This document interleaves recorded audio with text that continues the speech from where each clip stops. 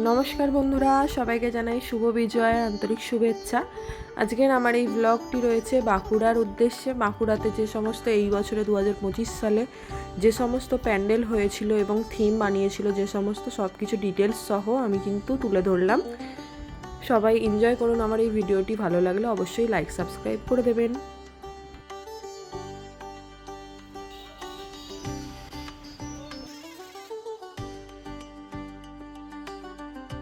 আর এখানের মধ্যে দুটি প্যান্ডেল রয়েছে, একটা হচ্ছে ইন্দপুর আর দ্বিতীয়টি হচ্ছে বাংলা। তো আমি দেখিয়ে দিচ্ছি। এটা প্রথমে আমি ইন্দপুরে গিয়েছিলাম। এখানে মাঠের মাঝখানে খুব সুন্দর একটি থিম হয়েছে। আপনারা জানাবেন কমেন্টে আপনাদের যদি আমার এই ব্লগটি ভালো লেগে থাকে, আর যারা যারা বাঁকুড়া থেকে দেখছেন আর এই ইন্দপুরের থিমটি আপনাদের কেমন লেগেছে সেটাও একটু কমেন্টে জানাবেন।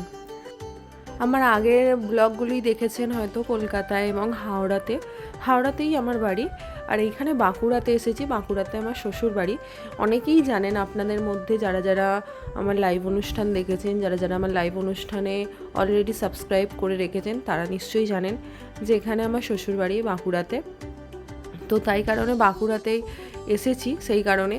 এবং বাঁকুড়াতে যে সমস্ত প্যান্ডেল রয়েছে, সুন্দর সুন্দর সুন্দর প্যান্ডেল রয়েছে, সে সমস্ত কিছু আমি সব আমার এই ব্লগে ধরে রাখলাম। আপনারা দেখুন পুরো ব্লগটি, কেমন লাগলো সবটা জানাবেন। বাঁকুড়াতে অনেক সুন্দর সুন্দর প্যান্ডেল রয়েছে, তার মধ্যে এটি প্রথম ছিল। এটি খুব সুন্দর প্যান্ডেল ছিল, চুড়ি দিয়ে, এই সমস্ত কিছু সুতো দিয়ে যা যা ঝুলানো আছে এগুলো সব কিন্তু কাঁচের চুড়ি। এখানে পুরো ফুটিয়ে তুলেছে, কাঁচের চুড়ি দিয়ে পুরো ভরিয়ে দিয়েছে, দারুণ লাগছে ওপরটা। এবং ঝাড়বাতিটা একটু নতুনত্ব মতো, আর ভীষণ সোলার কাজ করা আছে, ভীষণ সুন্দর লাগছিল। এটা আগের দিনের ব্লগ ছিল এবং নেক্সট দিনে আমি যে সমস্ত ঠাকুর দেখেছি সব কিছু একটা ব্লগের মধ্যেই তুলে ধরেছি। আপনারা দেখলে বুঝতে পারবেন হয়তো। দশমী থেকে খুবই বৃষ্টি হচ্ছিল সেই কারণে। আর এরপরে গিয়েছিলাম বাংলার দিকে। আগেই যেহেতু বলেছিলাম আমি বাংলার ঠাকুরটা এখানেই মধ্যে আছে। তো এই যে বাংলার ঠাকুর, এখানে লাইনটা আমি প্রথমে ভুল লাইনে চলে গিয়েছিলাম, তারপর আবার ঠিক করে এখানে আসি। লাইন কিন্তু ভালো মতোই পড়েছিল। আর এই যে প্যান্ডেলটি রয়েছে পুরোটাই কিন্তু বেত দিয়ে তৈরি, বেতের লাঠি এবং বেতের সমস্ত কিছু তৈরি, এবং শালপাতা দিয়ে কি সুন্দর ফুল বানিয়েছে। আপনারা দেখুন পুরো ভিডিওটি, দেখতে পাবেন হয়তো। উপরে যে সমস্ত লাঠির মতো দেখছেন এটা কিন্তু ঝাড়বাতি মতো করেছে, ঝাড়বাতি পুরোটা। আর হাতের কাজ খুব সুন্দর করেছে, মাটির সাজ, এবং প্রতিমাটিও খুব সুন্দর করেছে, একটু ইউনিক মতো। আপনারা দেখুন পুরো ব্লগটি, আশা করছি আপনাদের খুবই ভালো লাগবে। আর এই যে নাম দেয়াই আছে বাংলা নবারুণ সংঘ, এই যে দেখুন তার প্রতিমাটি। আর এখানে ঝাড়বাতিটি দেখুন, জাস্ট খুবই সুন্দর আর পুরো ইউনিক করেছে। আর এই যে প্রতিমার মতো দেখতে পাচ্ছেন ওইগুলো কিন্তু সব কিছু সোলার করেছে, সোলা দিয়েই বানিয়েছে এবং কালার করে দিয়েছে, খুবই সুন্দর লাগছে। তো আমার এই থিমটি এবং আমার ব্লগটি যদি আপনাদের ভালো লেগে থাকে তাহলে লাইক সাবস্ক্রাইব করতে ভুলবেন না কিন্তু। এবং আমি প্রত্যেক বছরে বাঁকুড়ার সমস্ত কারুকার্য, সমস্ত ঠাকুরের প্যান্ডেল যা যা থাকে সব কিছু তুলে ধরি। আমার যেহেতু বিয়ে 3 বছর হয়েছে, তো 3 বছরের আমি সমস্ত প্যান্ডেল ইউটিউবে তুলে ধরেছি। আপনারা দেখতে পারেন আগের ব্লগটিও এবং আগের বছরের ব্লগটিও দেখতে পারেন। আশা করছি আপনাদের ভালোই লাগবে।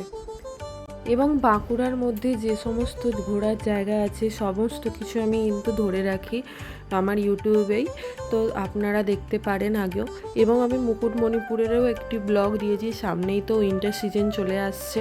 তো যারা যারা পিকনিক করবেন ভাবছেন সব কিছু ডিটেলস সহ আমি মুকুটমণিপুর ব্লগটিতে আপলোড করে রেখে দিয়েছি, আপনারা দেখতে পারেন।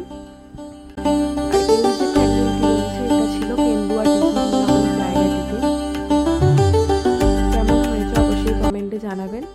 এবং এখানে এই বছর আমি যা দেখলাম প্যান্ডেলের সাথে সাথে প্রতিমাটিও মাটির সাজ তুলে ধরেছে এবং খুব সুন্দর সুন্দর প্রতিমা বানিয়েছে প্রত্যেকটি প্যান্ডেলেই। আমার তো খুবই ভালো লেগেছে। প্রতিমা দর্শন করতে গিয়ে দেখলাম এত ভিড় হয়েছে, তাই পিছন গেট দিয়ে ঢুকেছিলাম এবং সামনে অনেক মেলা বসেছিল। আর বাইকে করে গিয়েছিলাম, যেহেতু বাইক তো রাখার জায়গা পেতে হবে, সেই কারণে পিছন দিক দিয়েই ঢুকেছিলাম।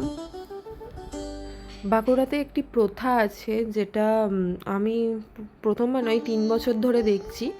প্রত্যেক বছরে দশমীর দিনে সকালবেলায় বা দুপুরবেলায় প্রত্যেকটা ঘট প্রত্যেকটা জায়গায় মণ্ডপের ভাসান দিয়ে দেয় এবং প্রতিমাটি অনেক দিন পর্যন্ত থাকে, দ্বাদশী ত্রয়োদশী পর্যন্ত থাকে এবং লক্ষ্মী পুজো পর্যন্তও থাকে অনেক অনেক প্যান্ডেলে। আমার এই জিনিসটা খুবই অন্যরকম লাগলেও আমার ভালোও লেগেছে। কিন্তু আমাদের ওখানে যেটা হয়, হাওড়া কলকাতা বলুন, ওইখানে কিন্তু ভাসান করে দেয় প্রতিমা দশমীর দিন কি একাদশীর দিন, যদি বৃহস্পতিবার না থাকে তবেই। এখানে কিন্তু থাকে, প্রতিমা সহ থাকে, কিন্তু ঘরটা ভাসান হয়ে যায়। ঘরটা যখন ভাসান হয় তখন কিন্তু আমাদের যেরকম বিসর্জন হয় প্রতিমার সেরকমভাবেই হয়, ঢাক বাজিয়ে সিঁদুর খেলে কিন্তু ভাসানটা হয়। আমি তুলে ধরবো ভেবেছিলাম, বাট আমার আসতে একটু লেট হয়ে গিয়েছিল দশমীর দিন, সেই কারণে তুলে ধরতে পারিনি। কোনো একদিন ব্লগে তুলে ধরবো কোনো এক বছরে।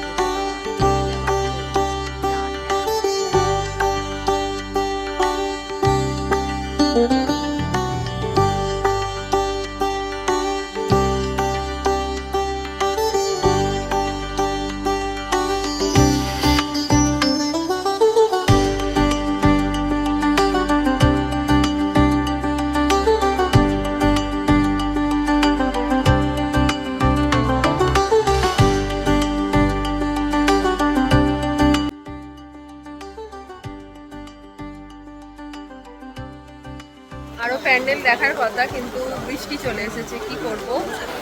এই যে দেখুন কত জোরে বৃষ্টি পড়ছে আর আমি প্যান্ডেলে আটকে আছি।